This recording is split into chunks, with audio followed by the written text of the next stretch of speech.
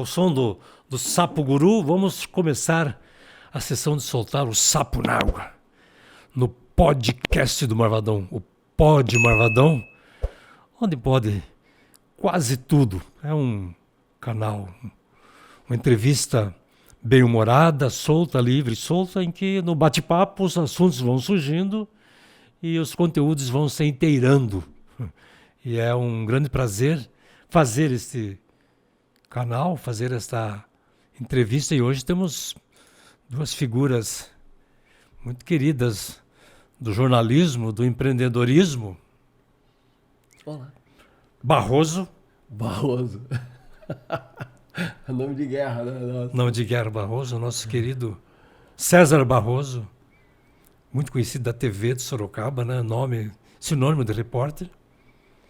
E sua esposa Patrícia, que também é jornalismo, que também atuou na TVT em Sorocaba, na TVT de Itapetininga. E são nomes de referências do jornalismo, do bom jornalismo de Sorocaba.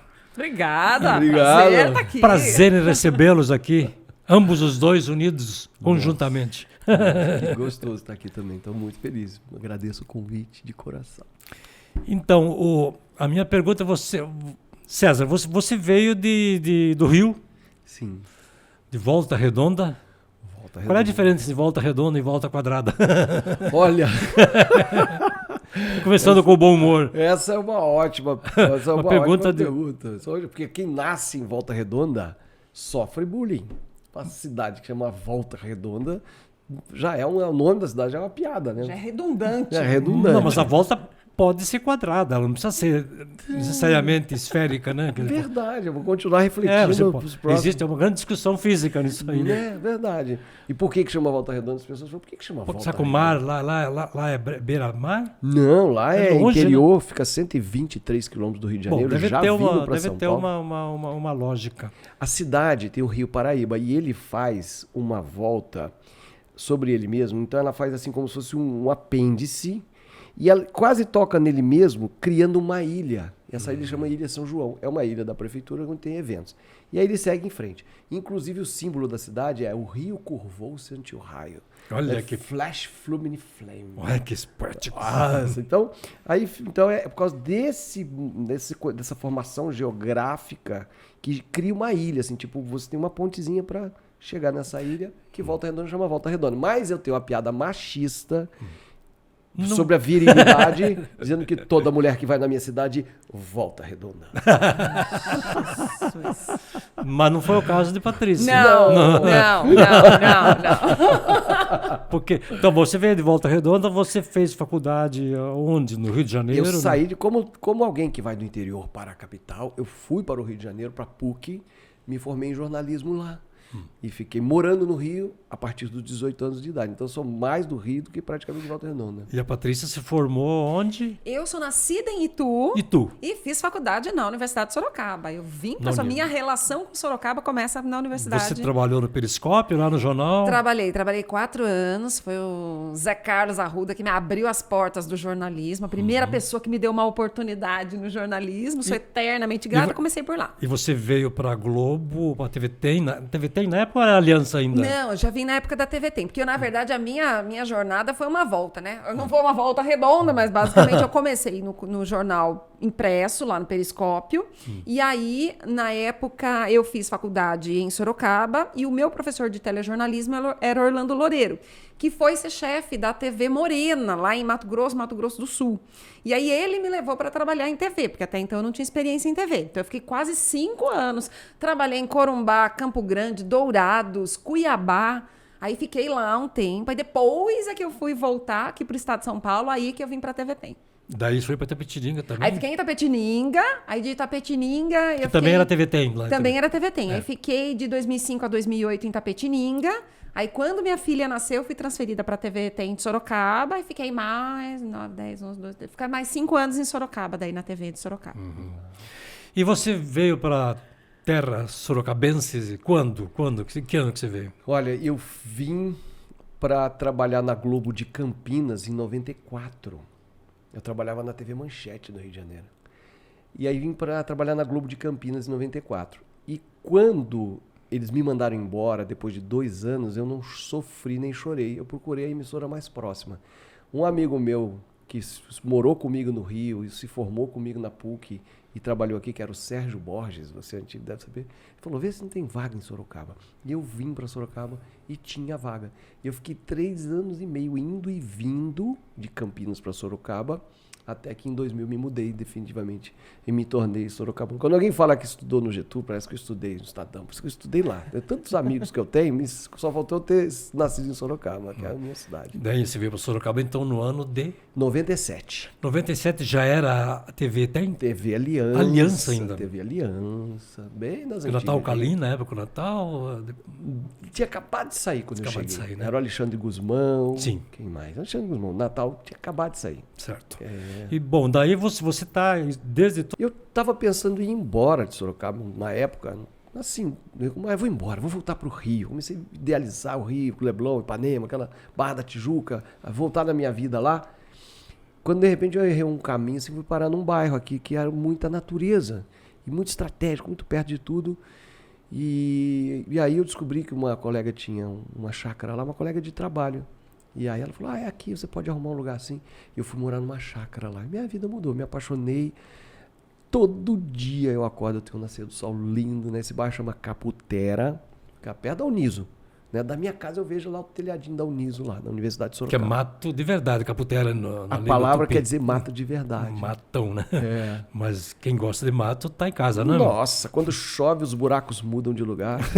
A gente... Uma coisa você pode, se você estiver viajando comigo, seu carro atolar, pode deixar que faz 20 anos que eu E treino. você continuou morando lá. Continuo morando, fiz uma casa, eu e a Patrícia. Daí você foi repórter da TV Aliança ainda, né? Depois TV Tem. Por Isso.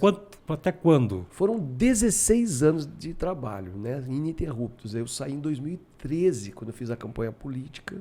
Eu queria um motivo para sair. E o convite da campanha política foi um motivo. Você fez a campanha do Panúzio. Eu escolhi, do né? Panúzio. Escolhi, né? segundo mandato dele, né?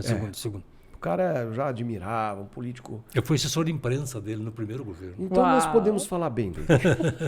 Vamos concordar que as qualidades dele superam, né, o fato dele ser político. Mas daí você encontrou uma saída para sair da TV? Por quê? Você estava decepcionado não com a TV em si, com essa televisão, mas com o mundo da TV, com a profissão. Qual foi a tua experiência? Foi bem assim mesmo, olha, foi bem assim mesmo. Eu tive uma experiência espiritual em Sorocaba, né? Eu estava num momento meio triste, alguém me levou, assim, um amigo me levou. Eu tive uma experiência espiritual em Sorocaba que me revelou em 2000 que o que eu estava fazendo não ia transformar o mundo num lugar melhor. Porque eu estava muito especializado em reportagens policiais. Eu falo assim, mostrar essa criminalidade toda na televisão não vai melhorar o mundo. Isso eu vi em 2000.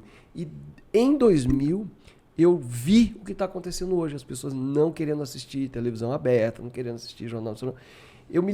Para fazer uma metáfora, no Rio de Janeiro, não sei se aqui tem, os prédios antigos, você vai no andar que você tiver, 10 andares, você abre uma porta de aço ou ferro e joga o seu lixo lá e ele cai por um tubo. E ele cai e vai lá embaixo onde ele é recolhido. Ligar a televisão aberta hoje em dia, onde você não escolhe o conteúdo, é como você estivesse por dentro desse tubo. Os editores escolhem as notícias e jogam na sua casa, entendeu? Então você está querendo ver um filme bacana, uma coisa bacana, e de repente começa o jornal e começa aquela desgraça. Acima das tuas convicções, acima... Tudo bem que toda emissora, todo o veículo tem sua filosofia, seus princípios, seu jeito de tratar as coisas por os interesses mais diversos que existem, né? Mas o jornalismo, em essência, ele trabalha com fato, né? Aí que vem... A interpretação vem depois, né? Quer dizer, mas o fato é o fato. Dependendo... Sobre o qual as coisas, as narrativas acontecem, né? Acontecem. Mas o que acontece com o jornalismo, né? É a capacidade de mostrar o que de pior acontece. Por que eu estou embasando isso? A Patrícia ficou chefe por quantos anos?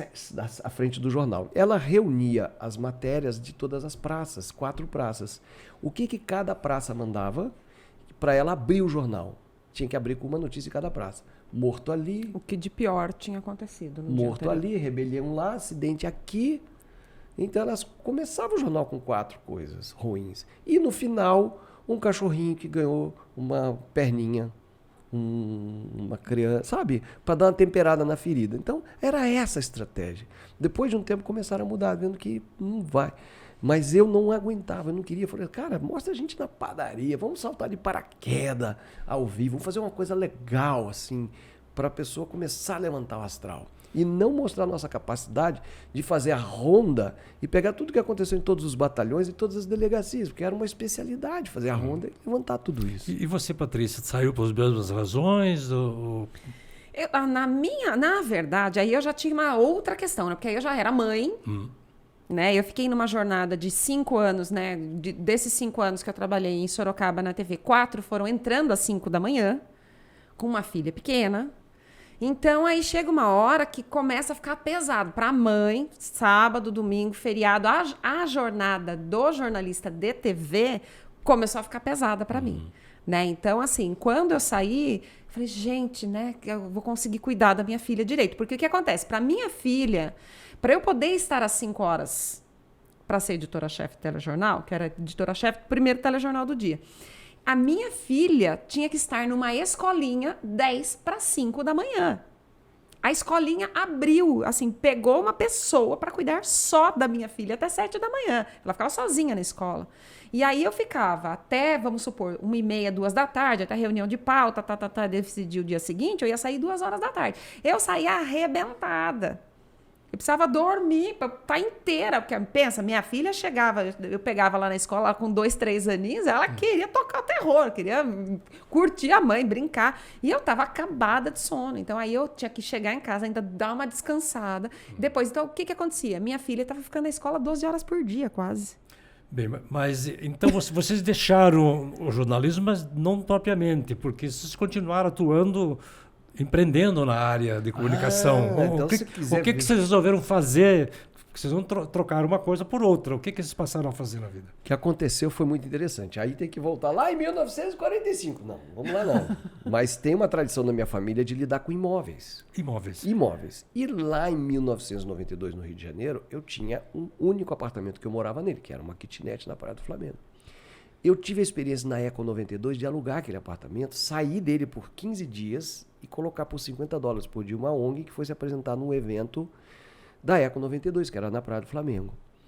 E ali houve uma pergunta de um vizinho. Olha, eu comprei um apartamento aqui para investimento e eu vi que você alugou aí para o pessoal. Você não faz isso para mim? Eu falo, sim. Esse sim que vem lá de 1945, porque eu sabia que eu daria conta do recado. E foi tão bom o resultado que todo mundo começou a me procurar.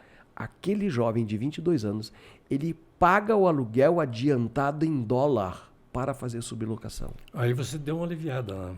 Aí começou, porque o primeiro, eu devia 7 condomínios naquela época, a TV Manchete tinha fechado. Eu estava fazendo um jornal de bairro do Globo. Eu ganhava por lauda. Cada 20 linhas era um pagamento. Então, um buraco tinha que render 20 linhas.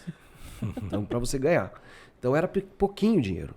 E eu estava com o condomínio atrasado. Quando eu botei o apartamento do jovem, que eu pagava $50 adiantado para ele, estava dolarizada a economia, só quem tem cabelo em branco, que nem o Marvadão, sabe que em 1992, a inflação do Sarney, que ele entregou para o Collor, era de 40%.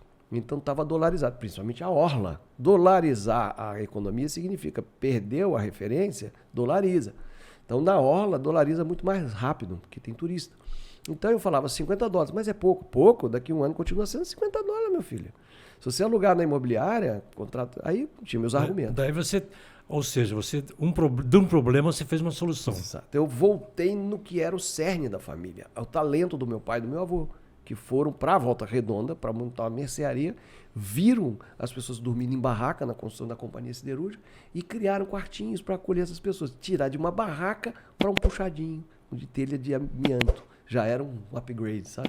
Então eu cresci nesses corredores, eu cresci nessas conversas. Os papos de almoço eram sobre inquilino que não pagou, que pagou, como é que resolveu, como é que não resolveu. Estava na medula, transbordando de informação. Então quando eu pegava, eu já sabia o que fazer, porque era meu pai que vinha atrás de mim, através de mim ali, se manifestava e cuidava.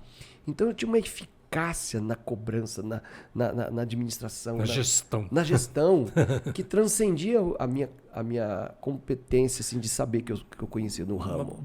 Você conciliava a sua atuação na TV com essa atividade paralela, já aqui em Sorocaba no começo, já quando você veio para cá? Ah, não, aí sim. Aí eu fiz essa empresa, eu estava com uma empresa, foi a época que eu fui mais rico. Eu ganhava em dólar, já tinha 15 apartamentos, não aceitava mais apartamentos, porque eu não dava conta, cuidava sozinho. Mas eu senti aquela tristeza de ter me formado e não estar na minha área.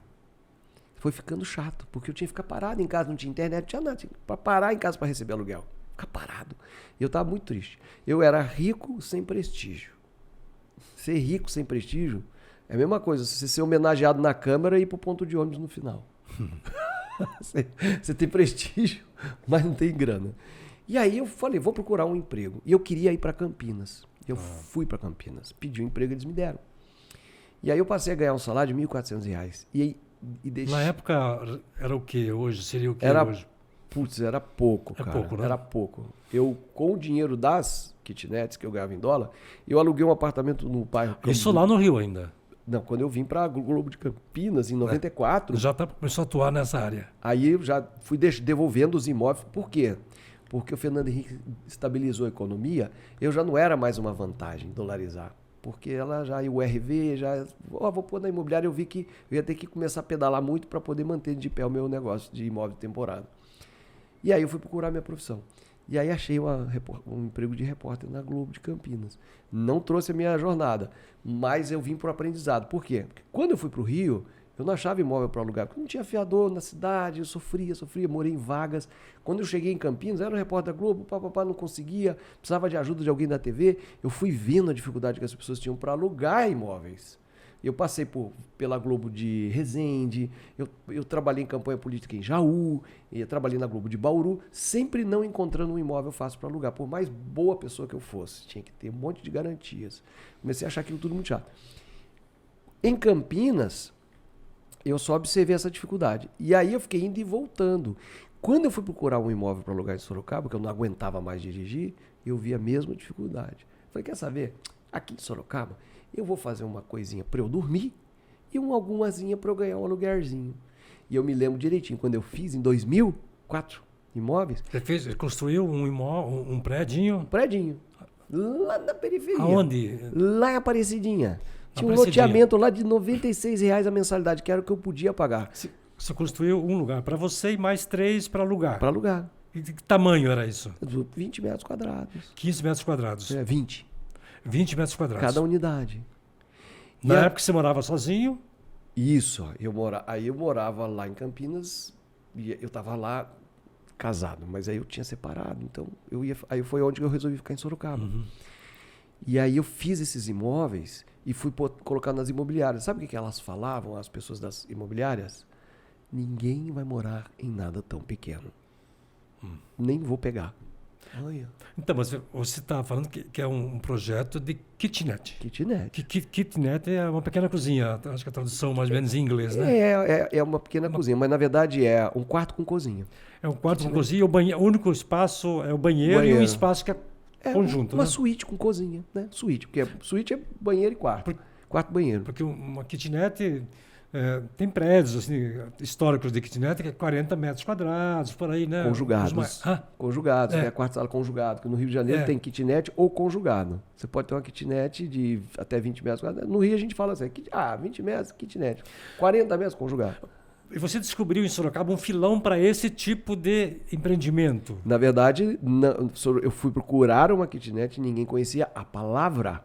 Nem a palavra. Sendo que eu no Rio de Janeiro, o Rio de Janeiro já tinha muitas kitnets. Então eu falei, se ninguém tem, eu vou resolver o problema de pessoas como eu, que vêm na cidade, eu queria dormir 2 ou 3 noites só. Não era morar, mas eu não aguentava dirigir para cair. Para você ter uma ideia, que o pessoal eu caía mesmo, era caído. Uma senhora que era conhecida do pessoal da TV, e ela tinha uma edícula no fundo da casa dela e um colchonete. Então, quando eu não conseguia dirigir, eu ia lá e deitava nesse colchonete e dormia. Não tinha um móvel, nada. Só para Porque a kitnet desse tamanho... Que a TV esgotava muito a de gente. 20 metros quadrados, fazendo uma comparação humorística, Sim. é como sutiã, né? Cabe 2 apertado, ajustadinho.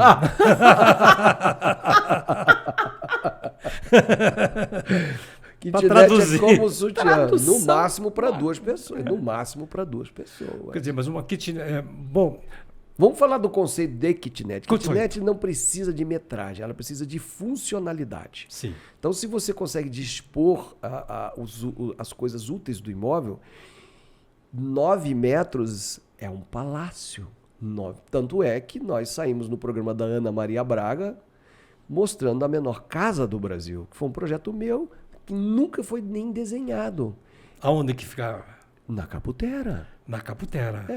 Eu fiz um imóvel que logo começou a ser reconhecido como a menor casa do Brasil. Você tocou no assunto, eu vou expandir esse assunto para Sorocaba. Sorocaba a gente está vendo no momento um boom de torres com apartamentos que são quase uma mansão na vertical, várias mansões na vertical. Nós temos várias demandas, há um apelo muito grande. Gente de São Paulo que prefere vir morar em Sorocaba. Está Por acontecendo uma questão de... Hoje o grande sonho do paulistano é ter um condomínio fechado em Sorocaba.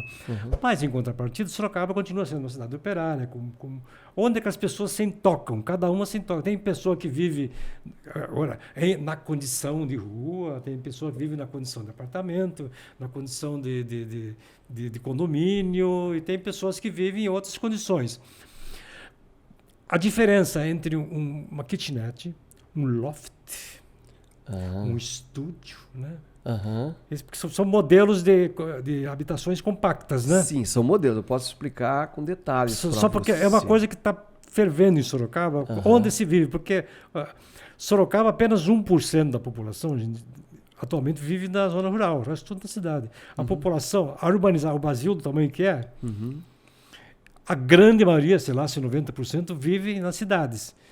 De preferência nas zonas metropolitanas, nas cidades grandes. Então, o problema de espaço é um problema muito difícil, inclusive que gera violência, né? Sim. Problema de espaço. Como administrar? Onde que as pessoas encostam o seu futuro cadáver, né? Para passar a noite, né? Para passar a noite. Então, é um assunto que palpita, porque Sorocaba deve ter um nicho interessante para essas pessoas. Qual é o público? Qual é o teu cliente? Aquele que mora numa kitnet nas proporções que você oferece. E essa é uma pergunta excelente, porque hoje eu tenho orientado muitas pessoas a respeito do cliente. Quando você sabe quem é o seu cliente, você desenha o produto para ele. Então, primeiramente, saber quem é o cliente. Quem são os meus clientes? Pessoas como eu que vêm para trabalhar no nosso grande distrito industrial, né? Vêm para trabalhar, não sabem se vão se estabelecer na cidade. Transitórios, né? Transitório. Esse transitório pode levar de 1 a 3 anos. Por exemplo, o cara vem da região de Campinas ou vem da região de Jundiaí, a família está lá, está tudo lá. E aí ele fica indo e voltando, que nem eu. Uma hora ele resolve descansar, que ele não aguenta mais. Isso é o mais comum. Ele quer um lugar para dormir assim de segunda a quinta. Porque na sexta ele já vai embora para a família dele. E ele vem para fazer experiência, ver se gosta do emprego. Aí, de repente, ele fala assim, podemos mudar. Vamos achar uma casa de condomínio. Aí a esposa fala, mas as crianças estão no ano letivo, está tudo bem aqui, eu estou perto da minha família. Fica indo e voltando. E aí ele fica indo e voltando. É econômico também. Esse é um perfil fantástico, porque ele não dá nenhum problema. Ele só chega para dormir. Eu falo assim, o melhor inquilino é aquele que veio para tirar leite. Né? O que ele vem? Ele vem para tirar o salário dele daqui. Ele não interage com a cidade. Ele não frequenta a igreja da cidade. Ele não frequenta o clube da cidade. Ele chega em casa e dorme. Já chega jantado já. Já chega da academia malhado, Chega de banho tomado. encostar o corpo. É para encostar. E na primeira oportunidade ele vai embora. E na segunda-feira ele já vem de casa para o trabalho. Então um cara desse... É uma toca, vamos dizer. É uma toca. Esse cara, ele não causa nenhum dano no imóvel, não cozinha, não suja, não gasta nada. Tem muita gente em Sorocaba nessa situação? Você tem uma perspectiva de estatística? Sim, eu vou explicar para você. Você sabe que na minha época de criança, o meu sonho, quando eu estava de ônibus assim, para a escola, era ir de moto. Né? A moto era uma possibilidade de melhoria na minha vida. E quando eu passei a ter moto, eu fiquei com moto muito tempo. Comecei a sonhar com o quê? Um carro onde eu não pegasse vento, nem frio, nem chuva.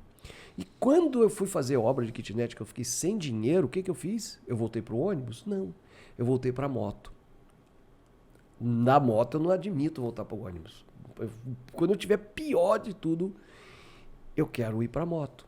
Mas para muitas pessoas hoje, a melhor coisa que podia acontecer na vida delas é sair do ônibus e ir para a moto. A kitnet, ela é a moto do mercado imobiliário. Não é a bicicleta, é uma moto.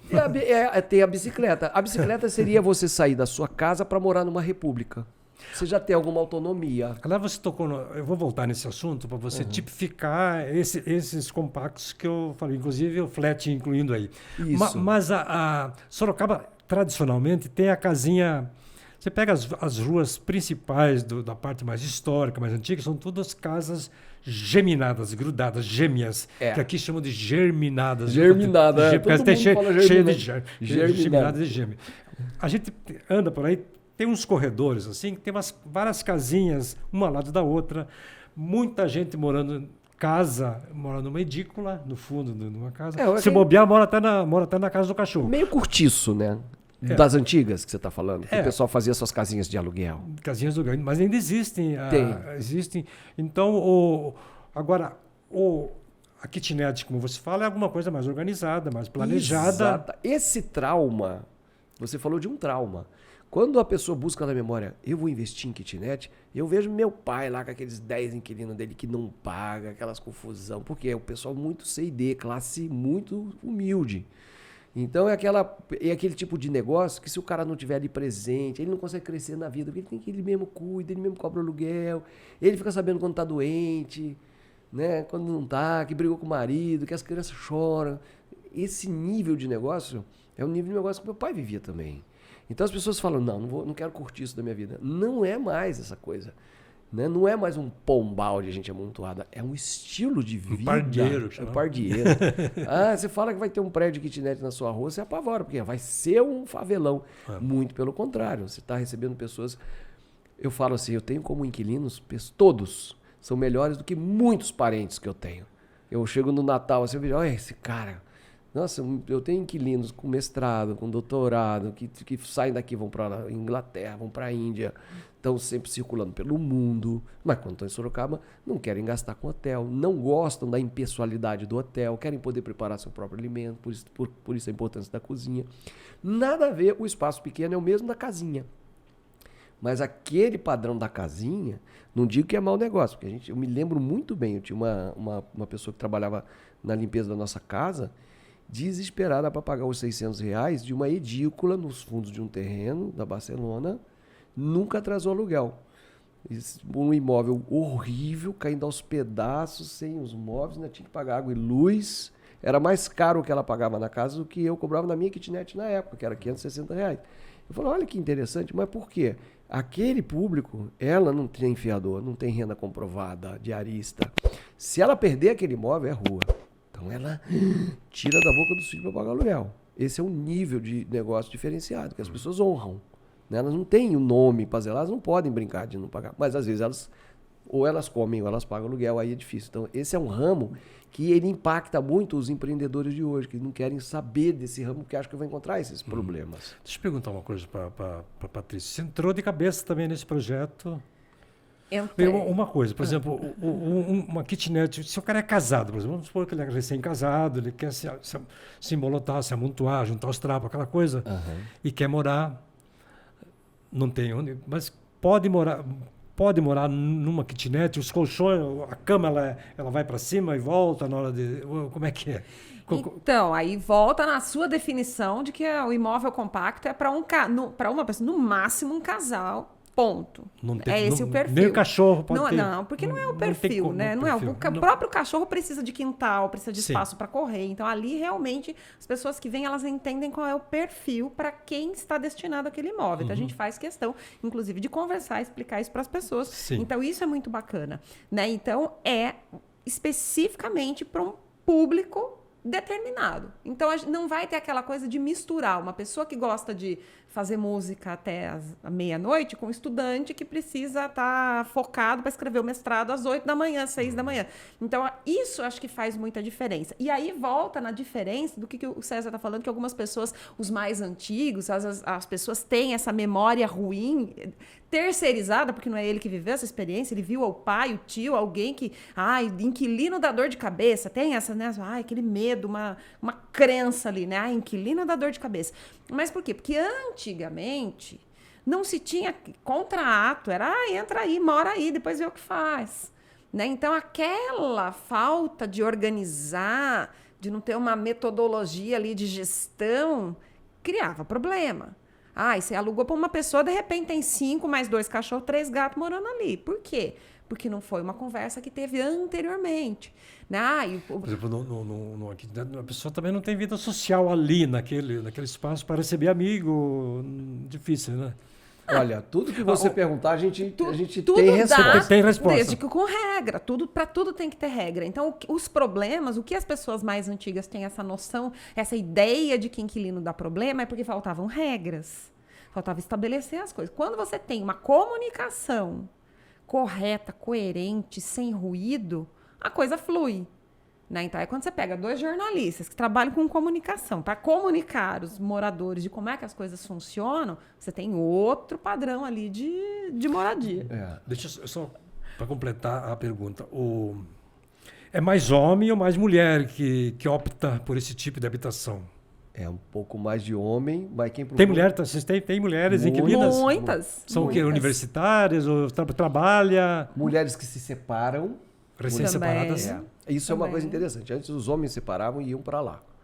Agora as mulheres separam e querem também sair. Daí se o cara não sai, ela sai. Seguro, transitório. E onde a informação prévia aqui é silêncio, quem quer descansar, não pode ter animal, não pode isso, não pode aquilo. E não pode ter vida social nenhuma, porque você não oferece nenhum recurso de lazer. Por quê? Porque a gente, como você está concentrando muitas pessoas num único lugar, nada que favoreça esse blá blá blá vai ser benéfico. Você pode colocar uma piscina, 3 na piscina, tira a noite de 4 que estão dormindo perto da piscina. Só para esclarecer uma pergunta que eu havia feito, uma diferença que as pessoas têm dúvida quanto. O que é um flat? Vamos lá. O que é um loft? O que é um estúdio, se é que essa palavra ainda existe? Sim. E o que é um loft, né? E uma kitnet? Vamos começar pelo flat. O flat está com serviços integrados. Então você adquiriu por um plano qualquer aí um flat desses que você pode deixar para alugar para outros, ou é seu. É um parte-hotel. Eu tenho um flat. Para você ter uma ideia, você pode ser dono de um flat. Você não pode dar ele insegurança no banco para pegar dinheiro emprestado, porque o banco não quer saber daquilo. Porque o custo do condomínio dele é uns R$2.000. Sorocaba tem quantos flats tem? Tem muitos. Tem um Transamérica Flat. Isso é mais antigo, eu fiz até a campanha quando foi lançado. Quando lançou era R$5.000 o aluguel do Transamérica. Né? Eu me lembro, a TV era lá, eu vi construindo aquele prédio. Então ele era um flat que na época já era R$5.000 a mensalidade. Porque tinha academia, tinha o pessoal que lavava sua roupa, tinha... E os apartamentos também são um pouco personalizados, não são? Sim, tinha uma cozinha... Não, o design, o acabamento, o investimento no apartamento, no imóvel, faz ele custar aquilo. Então, toda vez que você apartamento com hotel anexo, vamos dizer. Exatamente. Assim. Vamos traduzir. Exatamente. E aí você entra, como quando você é dono de um flat, você é um investidor, mas a gestão é deles. Você pode até indicar um morador para lá, mas é eles que fazem a gestão. E você tem um retorno daquilo, porque eu não faço ideia se é de 1%, se é de 2%. Quando você fala em loft. Você está colocando um pé direito alto e está colocando um mezanino. É algo que você aproveita um espaço a mais. É como se fosse um beliche nele mesmo. Um beliche. Então ele pode ter a kitnet duplex. Kitnet duplex. Olha, estamos bem de definição hoje, né? Você pode falar kitnet duplex, né? E o estúdio... Só que esse é mais histórico, né? O loft é uma coisa antiga, né? O loft... origem. Ele é um aproveitamento que os jovens yuppies americanos começaram a dar para espaços de oficinas de Manhattan. Então o pé direito era de 8 metros. Então, duplo, né? Aquele pé direito assim, ele entrava para alugar um armazém Ou E uma aí- estrutura industrial, É, uma de estrutura tijolinho aparente, né? Isso era os lofts. Aí eles começaram a... Mas tem um apelo intelectual, não tem cult, não tem? Super, é aquela coisa industrial. Tanto que tá na moda o industrial. Em Sorocaba não temos um loft. Eu só Eu via tenho falar alguma umas vez. dezenas Nós de temos lofts. tantos prédios antigos abandonados aqui, tantos prédios industriais. E não sei se não pode ser uma tendência. Parece que é um pouco diferente da nossa cultura, né? Eu tenho um conhecido. Que é tudo vazado. No loft O ambiente é todo integrado. integrado. Só o banheiro que eu acho que é. Você pode ter o banheiro em cima, do lado da cama. No meu caso e no seu, eu Em alugaria cima um do loft. dormitório em cima, né? Que eu alugaria um loft se o banheiro tem que estar perto da cama. Porque eu não vou descer a escada à noite É. para ir ao banheiro. No meu apartamento. Aí que começou a minha história com o loft, que o Brasil todo está fazendo loft. Porque o loft era uma solução dos cariocas. Por exemplo, onde eu comprei o meu apartamento foi no antigo Hotel Pax, que ficava ao lado do Hotel Glória. Então, quando o Getúlio Vargas se hospedava no Hotel Glória, todos os presidentes, os motoristas de segurança se hospedavam no hotel anexo, chamado Hotel Pax, que era um cômodo de 17 metros. Não tinha cozinha, era o Hotel Pax. Depois de muitos anos, aquilo foi vendido como apartamentos. Quando eu comprei, ainda tinha telefonista de cabo, ainda, era um barato. Eu tinha um telefoninho no quarto que eu pedia ligação, ainda tinha um resquício de hotelaria. E era uma coisa que você conhece, que ninguém conhece, que quando eu comprei só tinha uma cama redonda e um banheiro. Era uma garçonnière.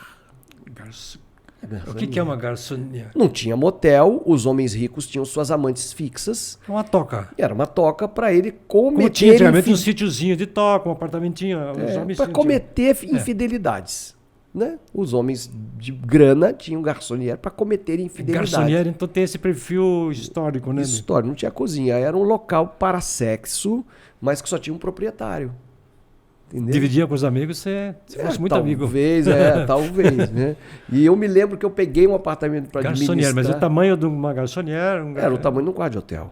Né? Ah, Então, né? Então, hoje a infidelidade acontece aonde? Um motel. Isso foi criado. Mas naquele tempo que não existia motel e numa zona muito urbanizada, ou você ia para o hotel ou você ia para o seu Você acha próprio que apartamento. Sorocaba tem espaço para esse costume? Não da garçonnière, da loft. Aí sim, agora Sorocaba ainda tem poucos lofts. Eu tenho muitos.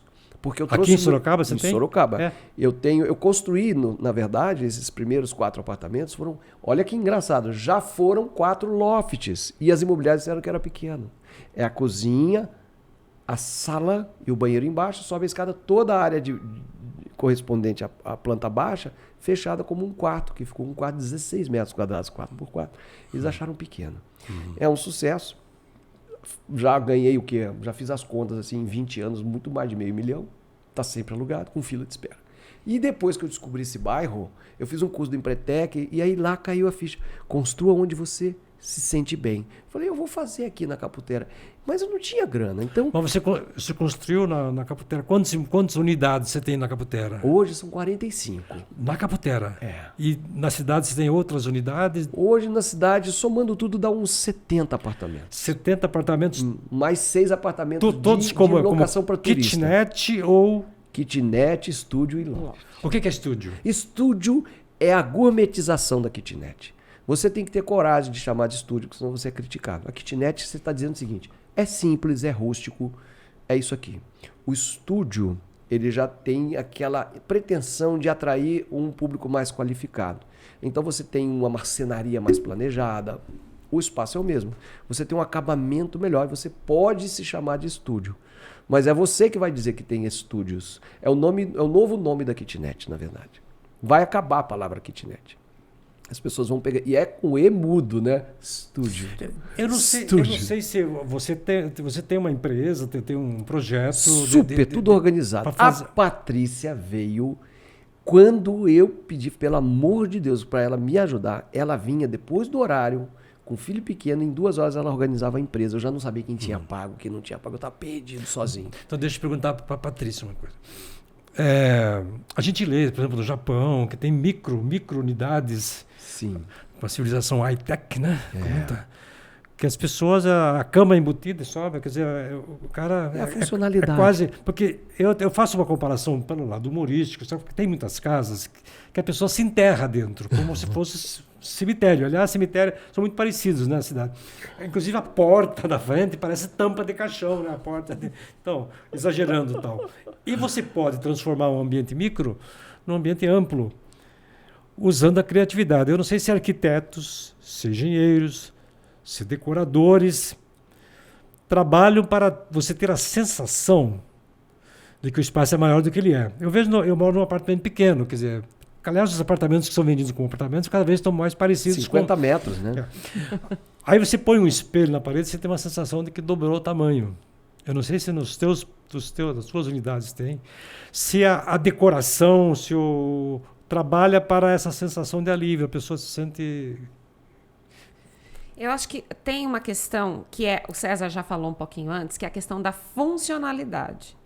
Então, a questão da funcionalidade, então assim, a gente o tempo todo tem engenheiros, tem arquitetos, tem design de interior trabalhando com ele para pensar projeto. Mas o César tem uma coisa diferente, que ele morou nessa... lá, garçonier, 5 anos. Ele morou no por 5 projeto. anos. Então, ele tem a vivência do que funciona e o que não funciona no imóvel compacto. Então, isso faz toda a diferença, porque não adianta ter 60 metros quadrados e não ser funcional. A pessoa vai bater na mesa, vai sentir... O que funciona, o que não funciona.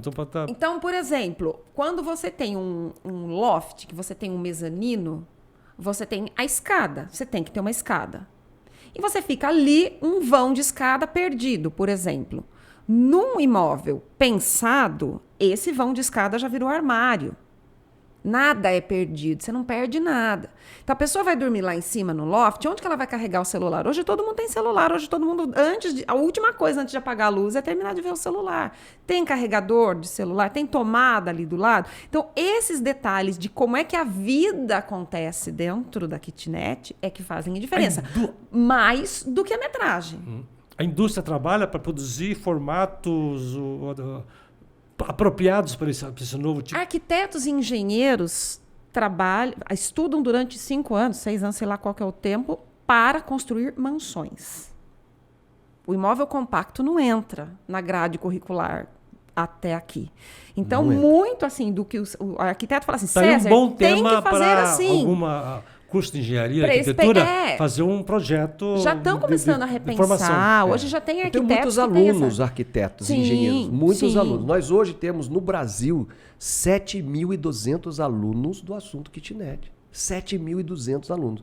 Muitos engenheiros e arquitetos, porque eles descobriram que a vida deles não é muito rentável, tem que entender isso. Eles são peões, a maioria dos engenheiros e arquitetos são peões, levam na cabeça, ganham pouco.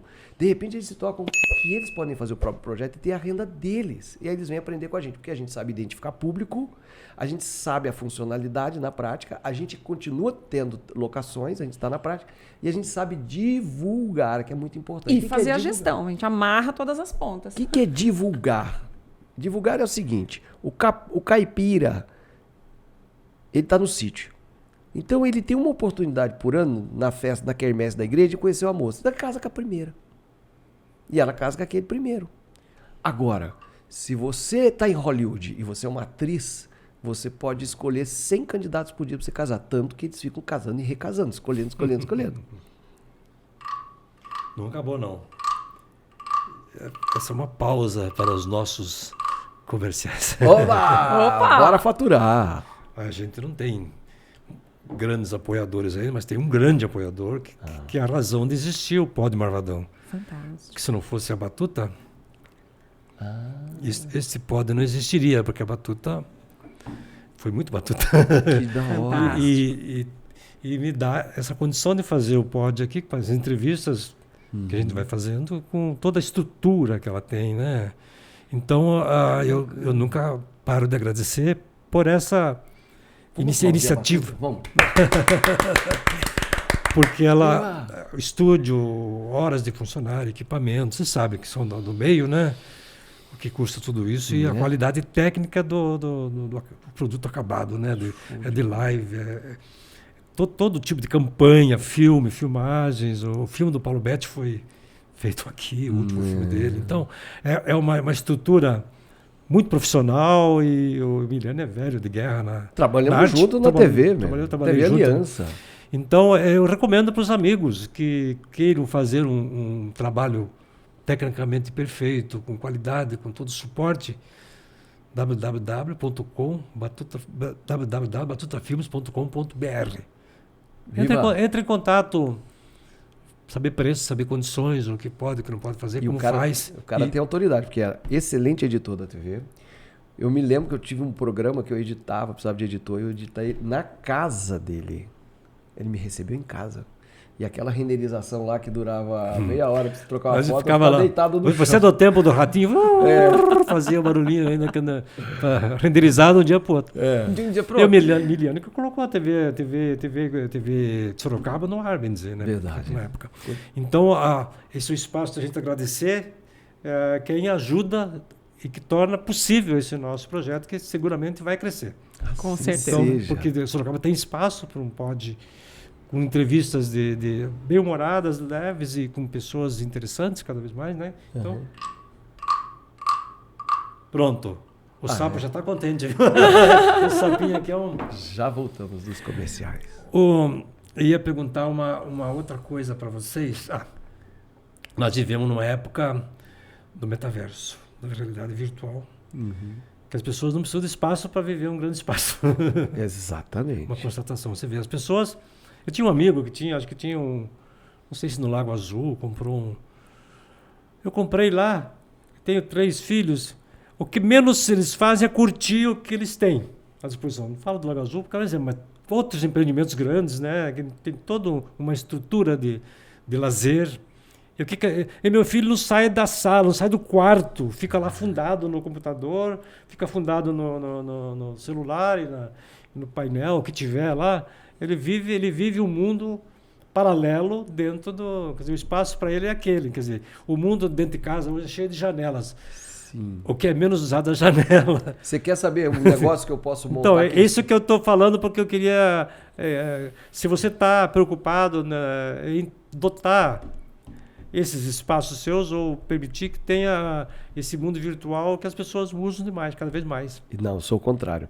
A minha escola é o seguinte, no Rio de Janeiro, ali era perto do centro.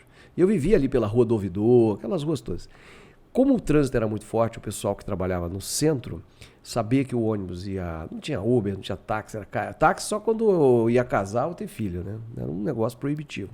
Então todo mundo ia de ônibus mesmo. Mesmo as pessoas mais elegantes, mais bem remuneradas. Então o pessoal fazia o quê?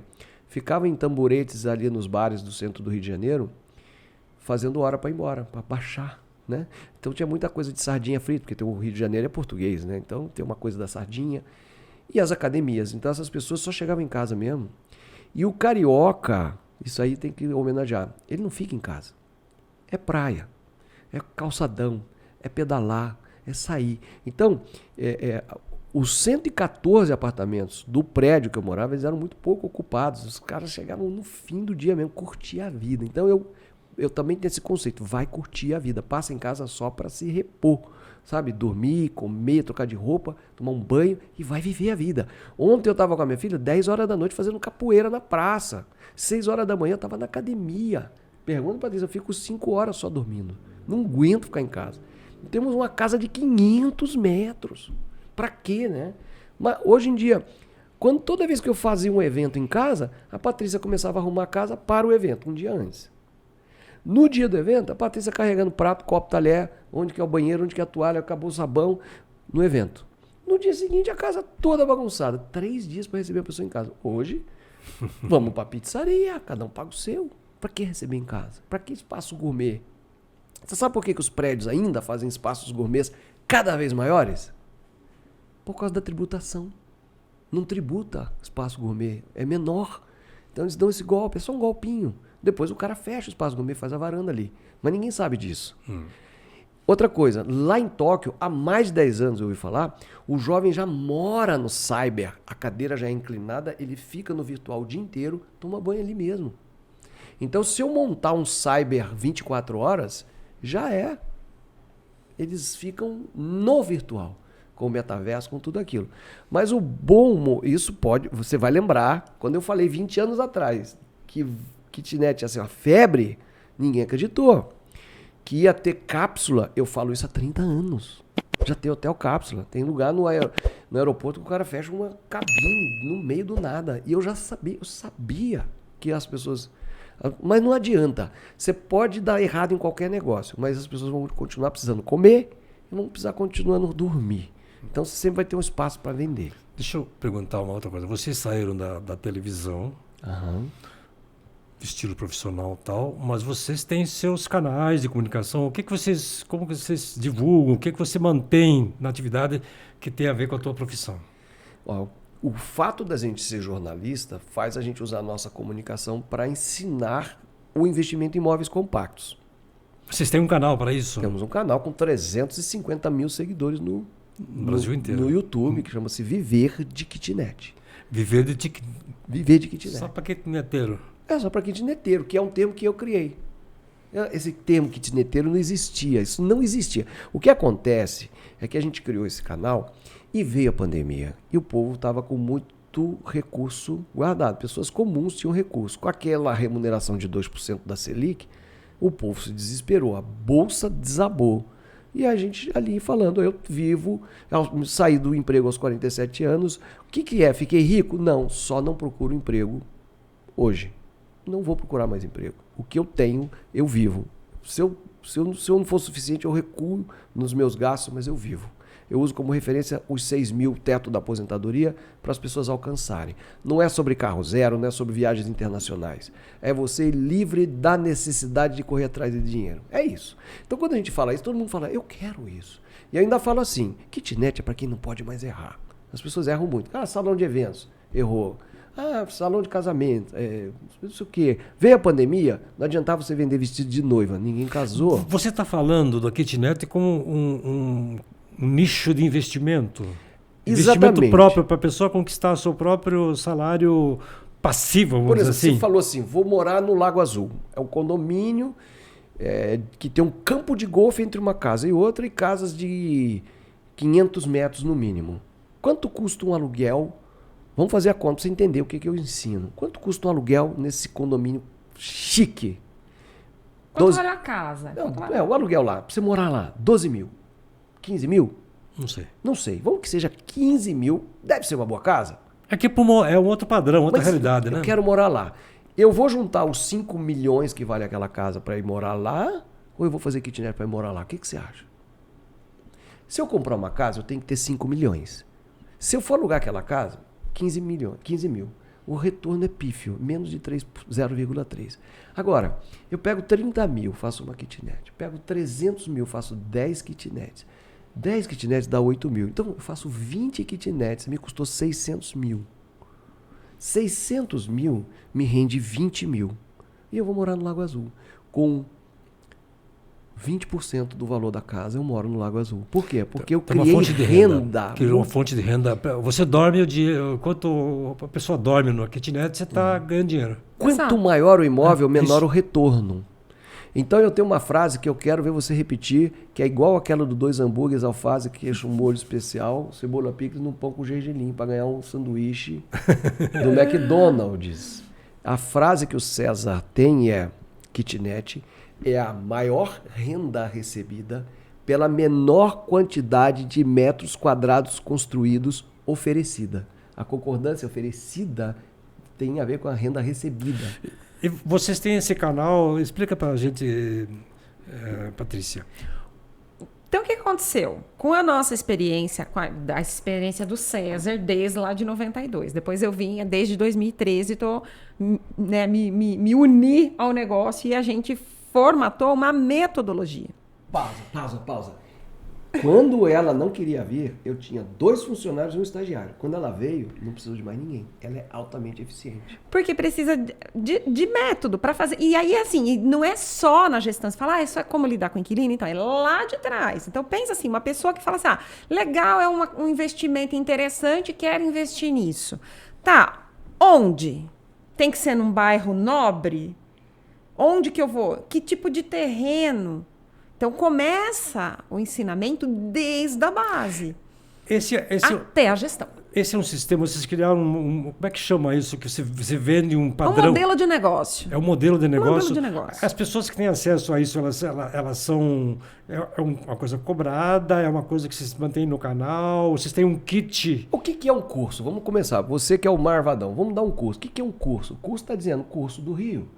O nosso conteúdo tá lá, tem milhares de vídeos. Quando a pessoa começa a assistir o vídeo, ela fala, gostei disso, mas eu estou nessa fase. Quando ela paga um curso, é para ela entender na ordem o conhecimento, para ela desenvolver. Então, quando ela se decide que ela está madura para construir, ela entra no curso, que aí é a organização do conhecimento. A gente foi fazendo um conteúdo gratuito, o YouTube dando $1.000 por mês, já estava nesse nível, $1.500, já dava para viver de YouTube. Viver de monetização. De monetização, porque os vídeos deram mais de 1 milhão de visualizações, continuam aumentando e continuam rendendo, mas as pessoas começaram a pedir, vocês podem fazer um curso? Né? Aí a gente começou a ensinar pelo WhatsApp, cara, 5 anos atrás. Chamava Ricos das Kitnets, um curso todo escritinho, bonitinho, pelo WhatsApp, com lives pelo YouTube. E isso continua em expansão. Em expansão constante. Agora expandiu para CBO. Sabe o que é CBO? CBO. De VDK, que é Viver de Kitnet, agora chama-se CBO, que é César Barroso Oficial. Por quê?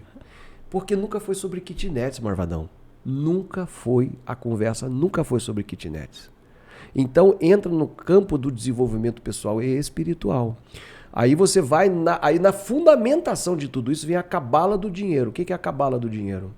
Você não pode gerar abundância material que gere escassez espiritual. Então eu falo assim, conquiste uma certa independência financeira para você cuidar do que realmente importa.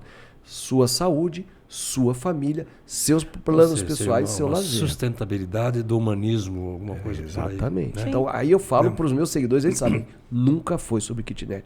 Falo de kitnet porque dá certo. Mas se aparecer um cultivo de algum tipo de planta que tem uma rentabilidade, eu vou lá plantar. Esse formato que você tem, a estrutura que já está funcionando, você pode ampliar para outras coisas que tenham, assim, encaixem na tua filosofia, na tua... Por exemplo, eu vou trazer um treinamento chamado Milagre da Manhã, que é baseado no livro do cara que acorda às 5 da manhã.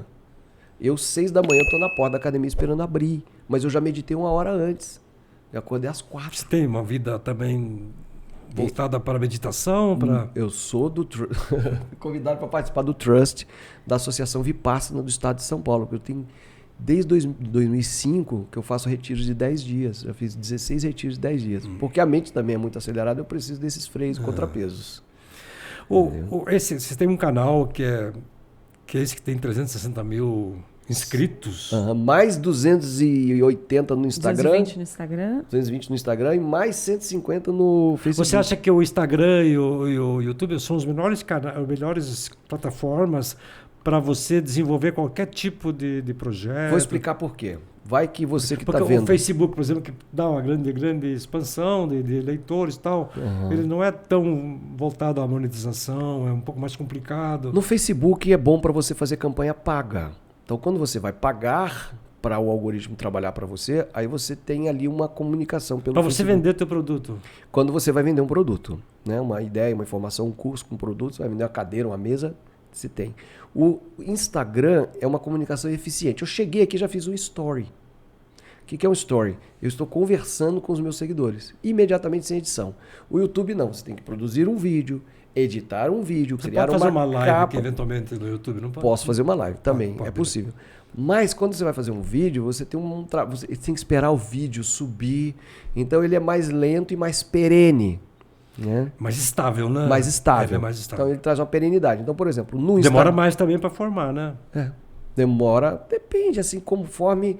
O nosso canal, ele espalhou muito rapidamente porque as pessoas estavam procurando alguma coisa para investir na pandemia. E outra coisa, as pessoas estavam paradas, prontas para consumir algo. Todo mundo enlouquecido. Então pegou como um rastilho de pólvora, assim, explodiu.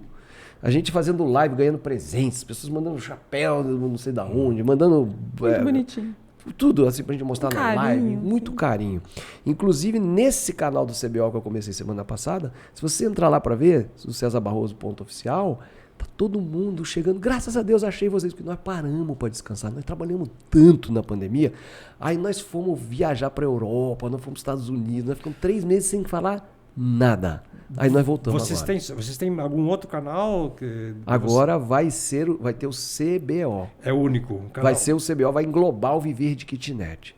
Mas nós temos também o canal da Mini Casa Brasileira, que é um outro empreendimento nosso, que é a questão de hotelaria. É outro modelo de negócio, onde a gente também ensina como você receber pessoas por apenas um dia. Falando em Sorocaba, quer dizer, você veio do Rio de Janeiro, você é de Itua, mais ou menos daqui, né? Embora Itu seja Basicamente diferente, sorocabana porque é também, outra vertente, né? Tem outra vertente nas fases econômicas e tal, mas Itu tem outro perfil. Sim, mas econômico, pela inclusive. proximidade, né? Fala assim que se o tropeirismo fosse em Itu, Porto Feliz, por aí não haveria cana lá, porque as mulas comeriam todas as canas, não daria para desenvolver.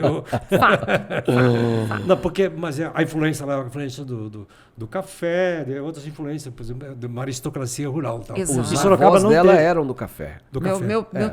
Meu trisavô materno era barão do café. Então, Viveu o tem ciclo outra do vivência. café. É.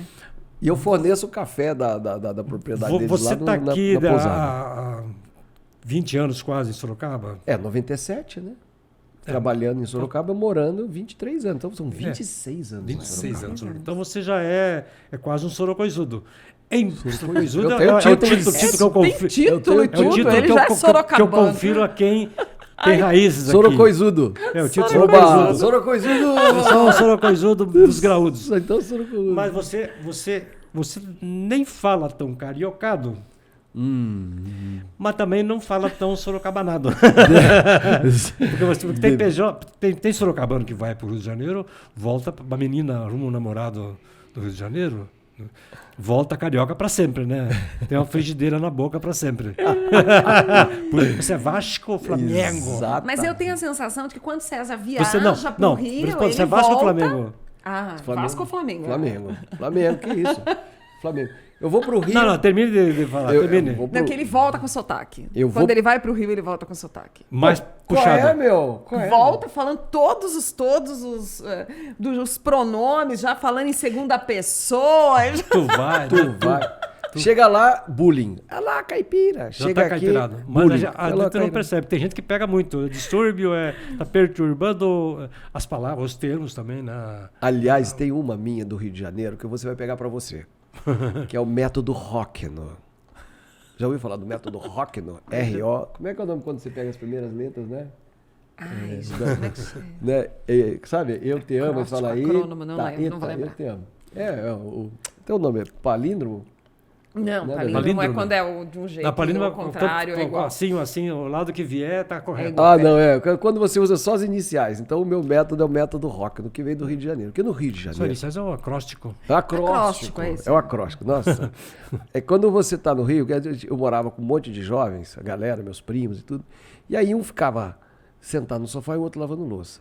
Aí uma hora o cara olhava pro outro e falava assim: porra, meu, eu aqui ralando o cu na ostra e você fazendo nada, né? Por que ralar na ostra? Porque quando você tá na beira da orla e você escorrega, você cai no mexilhão ali Sim, e e se sola, corta. e corta. Só quem mora na orla ou quem foi na orla sabe que é ralar o cu na ostra, esse ferrar mesmo.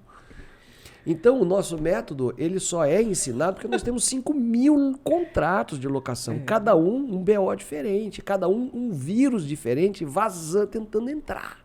E você vai criando firewalls, assim, e o nosso contrato, que a gente já levou para mais de 30 advogados, o cara acha um pelo em ovo aqui, fecha, para que quando der o pior cenário, você espera, você não morre. Porque esse problema, por exemplo, existe um controle fiscal das normas, das posturas municipais de construção, tamanho, essas coisas. Sim, Existe toda uma legislação. Tudo, e cada município tem a sua. Exatamente. Né? Isso Então, aí, o que é, por a exemplo... metragem, né? É, por isso que a gente nem fala assim, qual que é a metragem ideal?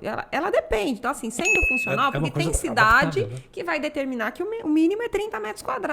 Tem cidade que dentro da própria cidade, se vai exigir vaga de garagem ou não, muda. Então, tudo depende do plano diretor da cidade, as regras de postura de cada cidade. Então, quando você veio para Sorocaba há 26 anos por aí, qual a tua visão de quem veio de fora, meio que assimilou a região, aqui a cidade como um todo. Qual é a tua impressão sobre Sorocaba, o momento, para onde vai?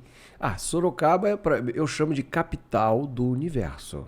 Capital geodésica. Geodésica. Você pega as galáxias mais distantes, nuvem de Magalhães, você atravessa, passa dentro de Sorocaba. Mesmo? Sorocaba é a capital de tudo. Vamos lá, vamos falar. Sorocaba é a capital da solidariedade, por exemplo. Ninguém fala, mas a maçonaria provê um cuidado em cada segmento da dificuldade do ser humano. Na hora que nasce, Hospital do Câncer, lá dos velhinhos, né, o GEPASSE, a ABUS.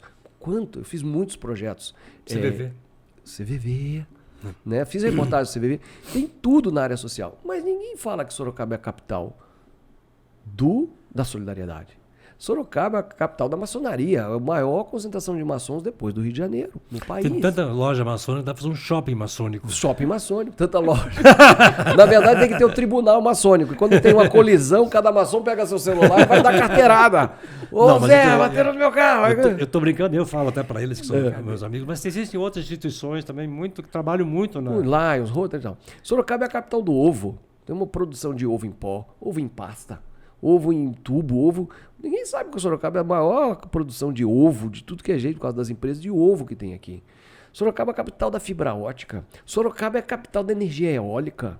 Sorocaba é... Tudo que você perguntar, Sorocaba. Ainda que a eólica, a empresa não está mais aqui, mas parece que tem alguma coisa aí. Tem ainda. Mas assim, tem tantas coisas. Sorocaba era, no passado, o ABC da força motriz, com distribuição das mulas. Era o ABC de 4 patas. 4 patas. Depois a distribuição da ferrovia, depois a tecelagem. Sabe, quando você vai olhar, né, o cara que namorou a Marquesa de Santos era o cara que foi governador de São Paulo, que foi o cara que fundou a fez a Revolução Militar, em Sorocaba. Fez a Revolução. Diogo Feijó esperando chegar o Caxias. O Caxias, Duque de Caxias. Aqueles canhãozinhos que estão na praça lá, era para derrubar a ponte. Mas daí o Caxias se hospedou na hospedagem, na fazenda do próprio Brigadeiro Tobias, em Brigadeiro Tobias, e ficou na boa. Acho que deu tempo para ele... Deu tempo para ele vazar pro sul, pra ser preso lá. Isso porque ele gostava muito da mãe do Brigadeiro. Tem umas histórias dele. Que Brigadeiro Tobias emenda com a Caputera, que eu só faço compras em Brigadeiro Tobias, porque eu vou pela estrada. Brigadeiro era o nosso riquinho, era o riquinho de Sorocaba, né? Era o famoso, né? Que tinha o pedágio, né? O pedágio das mulas era ele que controlava a família dele. Se a gente for falar da história de Sorocaba, eu conheço.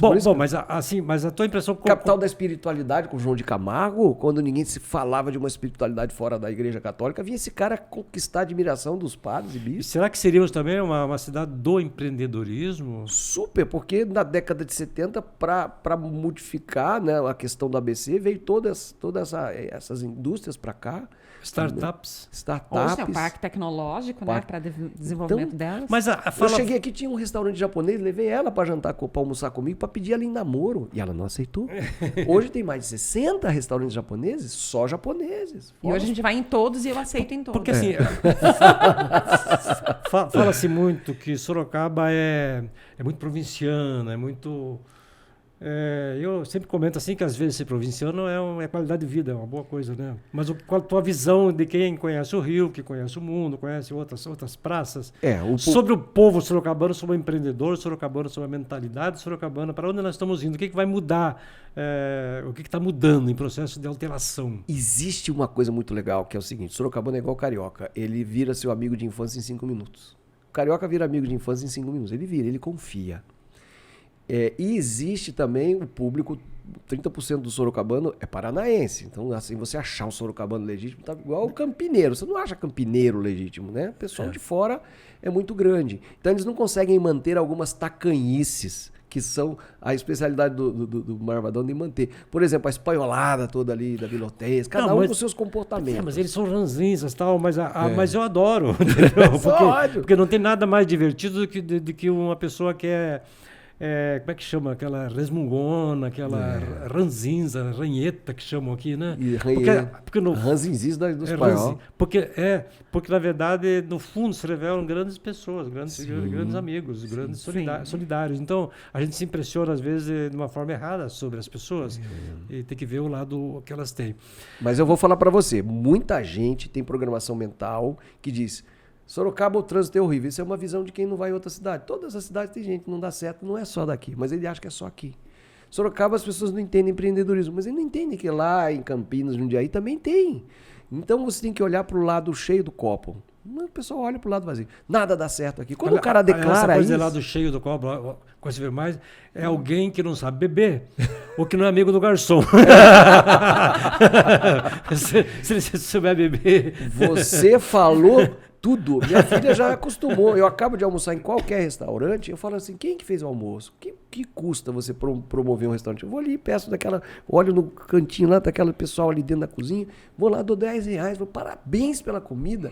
Aí eu vou lá e mudo o dia deles. Tá no meu alcance mudar o dia de qualquer pessoa, valorizando, né? Pra gente finalizar essa entrevista que é divertida, muito divertida, né? A parte... Você falar de kitnet com nós, velho. O que... Kitnet, Qual é a nossa realidade urbana? Que o Sorocaba está inchando, bem dizer, crescendo muito para cima, muito para os lados, e os espaços estão desaparecendo. Os espaços de área útil no centro e tal. Cara. Então, para onde caminha as nossas tocas? Vou te explicar uma coisa. Qual é o futuro? Sempre vai ter, São Paulo vai querer morar aqui, Grande São Paulo. Mas tem o pessoal que vem do Paraná, que vem trabalhar aqui, que vem não sei o quê. Onde esse pessoal vai morar? Qual é? Primeiramente... Daqui 20, 30 anos, como que estará a parte urbana de Sorocaba? Então, vou te contar como é que as coisas... Porque como eu vim de Campinas e fiz muita reportagem lá, Campinas também tem o Pombal de luxo. Então, Sorocaba já está tendo Pombal de luxo. Sabe o que é Pombal de luxo? São aqueles apartamentos de 52 metros da MRV, um em frente ao outro, que é o caso do Campolim ali do shopping. Todo mundo quer estar in. Trânsito complicado, mas quer estar in. Mora mal, abre a janela, vê todo mundo, sabe? Tem gente que curte isso. Falta luz, o cara não tem elevador. Ele vai entrar no elevador às 6 da tarde, tem 10 para entrar no elevador. Ele tem que esperar passar o elevador. Aí quando vem o outro, o cara veio da garagem com o carrinho de... Mas o povo quer. O povo gosta. Que tá uma febre de construir prédios, né? O povo gosta, mas tem muitos que já meio que quebraram. Mas tem uns que são empreendimentos de alto nível, alto padrão. Aí, que é o pessoal que vem de fora, quer morar, mas tem outro sim. padrão. Esse público... Mas eu digo assim, a residência popular com qualidade, uma residência que atenda às expectativas das famílias e que tenha, se não o espaço do apartamento em si, ou da unidade em si, mas que tenha um espaço generoso no entorno, ou outras coisas assim. Isso é característica de Sorocaba. Sorocaba tem 2.000 condomínios. 2.000 condomínios. O cara pega uma rua, faz 8 casas de um lado, 8 casas do outro, espaço gourmet no fundo, uma piscininha, e vende com a portaria. São 2.000, quer dizer, medieval. O trânsito... Tudo grudadinho.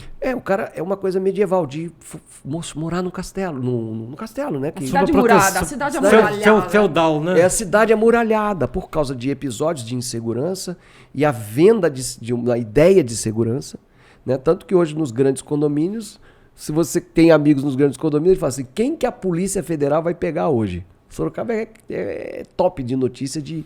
Sempre tem um escândalo novo. Tem seu escândalo, porque lá dentro tem bandido se escondendo lá dentro. De pessoas de grandes golpes contra o INSS, golpes da Lava Jato. Pirâmide, as coisas, né? Tem gente roubando bicicleta dentro de condomínio. Não então, acredito. tem direto, é porque é abafado. Tem violência doméstica dentro dos grandes condomínios. Eu tenho um grande empresário amigo meu, limparam a casa dele dentro de um condomínio grande. Então, é assim, mas é a parte que é arredondada. Mas vamos lá. Se você está pegando você, por exemplo, se você quiser ir de um lado a outro da cidade, você faz um zigue-zague muito grande, porque eles estão bloqueando as ruas. Você não vai em linha reta de um lado para o outro. Os condomínios estão prevalecendo. E é interessante, porque não é permitido. Não dá para você criar essa figura jurídica em Sorocaba. Então, legalizado mesmo, tem um condomínio. Não existe essa história.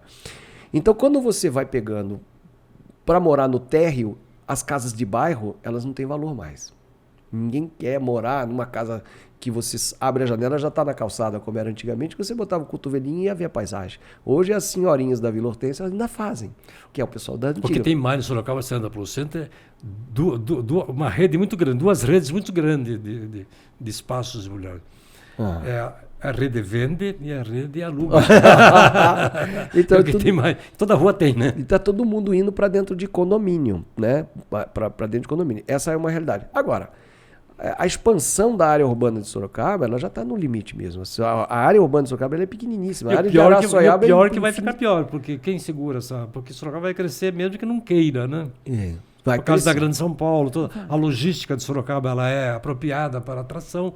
Chegou o momento, né, de Sorocaba. Chegou o momento. Sorocaba. É isso que eu falo. Esse aqui é porque é quando eu muito delicado, né? Esse é o problema que, assim, você analisando em comparação a Campinas, que está a 80 quilômetros daqui, Campinas saiu na Veja, quando eu estava lá no Rio de Janeiro, assim, como uma das melhores cidades para se viver. Eu criei na cabeça que eu ia Já morar era, lá. né? É. Quando eu cheguei lá, e isso ainda não aconteceu em Sorocaba, quando eu cheguei lá, as primeiras reportagens que eu fiz foram pessoa que nunca assaltou matar pessoa que nunca foi assaltada. Por quê? Eu nunca fui assaltado, eu tomo um susto.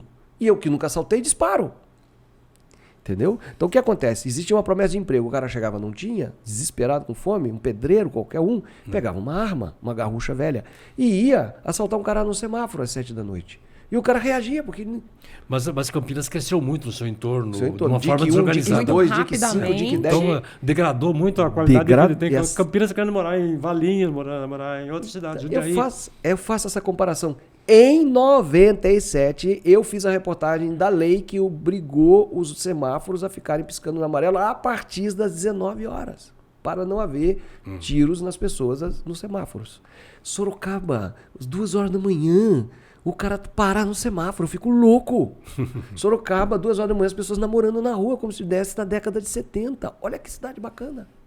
Qual é a grande reportagem, que você, a tua lembrança, que você lembra que você produziu aqui em Sorocaba? Você tem, deve ter muitas, mas uma que te marcou até hoje é lembrada? Alguma que... Claro, eu ganhei vários prêmios. E todos eles são os que mais me marcaram. Então, assim, de pessoas simples. Como, por exemplo, um dos prêmios de jornalismo de um cara que bancava todo o material de futebol com salário mínimo lá no bairro do Abiteto, que hoje é Ana Paula Eleutério. Para ensinar futebol, para tirar as crianças da violência, tirar das drogas, sozinho em Deus. Eu fiz aquela reportagem e ganhei um prêmio.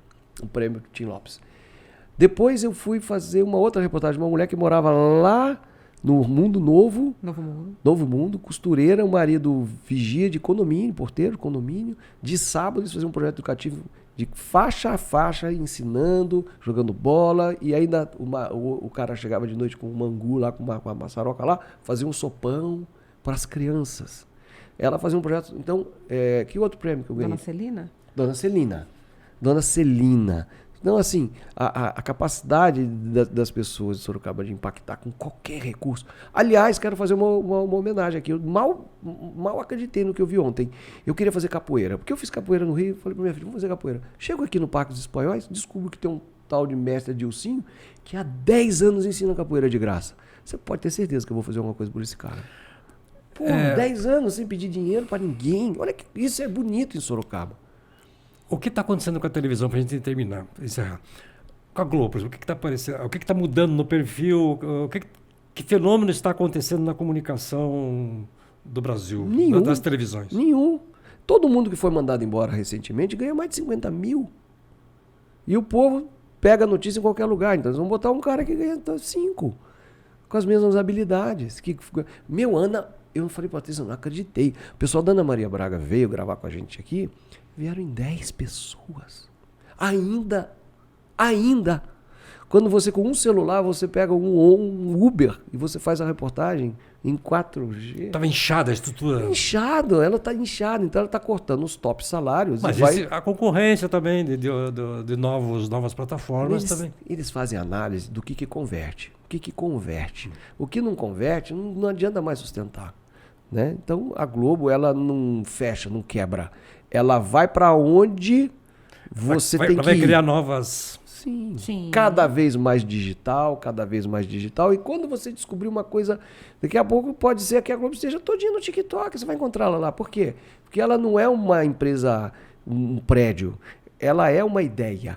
E ela é um conceito.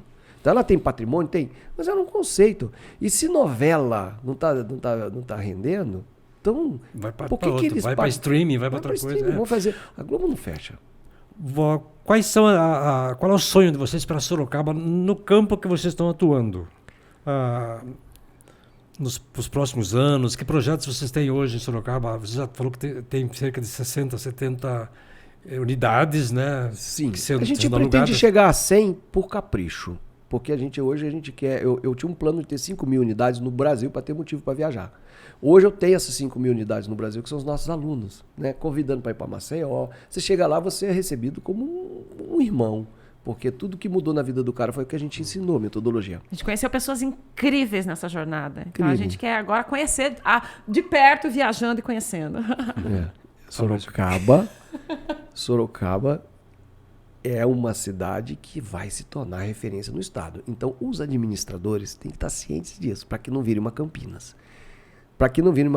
Vai verticalizar, mas ainda tem uns 40 anos de verticalização sem os preços subirem, porque os preços são muito baixos dos imóveis aqui. Você compra um apartamento novinho por 190 mil, quando ele custa 700 mil em São Paulo, aqui do lado. Então, assim, vai verticalizar muito, vai abrir condomínios, para ela, quando ela entupir de gente, vai expandir para Votorantim, vai entupir para Araçoiaba da Serra, vai entupir para o caminho de Itu, vai conurbar com o Mairink, e isso vai mais 50 anos. Então, Virou metrópole. Vai virar metrópole. Mas tem que crescer com essa organização. E quero falar mais. Para encerrar, que cidade bacana em termos de administradores municipais. Um após o outro, todo mundo tentando fazer o seu melhor. Isso não acontece em muitas cidades que eu conheço, que eu fiz reportagem. Pronto, falei tudo. Obrigado pelo depoimento, pelas informações, pela camaradagem e por estarem aqui com a gente no Pod Marvadão. Toda terça-feira, uma nova entrevista vai ao ar e a gente agradece a audiência, os apoios e estamos juntos. Então, em té.